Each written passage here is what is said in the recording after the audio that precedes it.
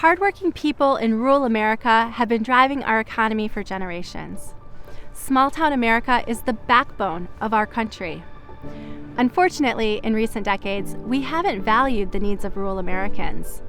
And in order for our rural communities to thrive, we need to give rural people the opportunities and tools they need.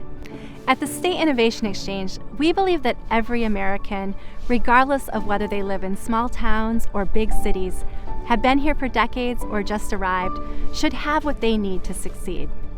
That's why we advocate for progressive policies that represent what people living and working in rural communities actually want.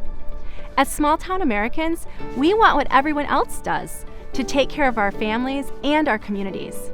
In order to do this, we need policies that promote better jobs and resilient communities, where people want to live, work, and raise a family. What happens here matters, whether you live here or not. We grow food for people we'll never meet. We run small businesses that benefit many, and we have climate solutions right in our backyard.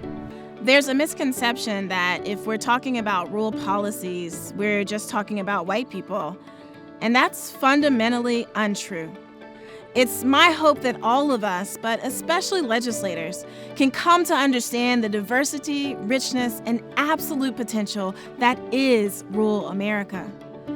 I grew up on a farm in rural South Carolina, and now my wife and I have an urban farm in Georgia.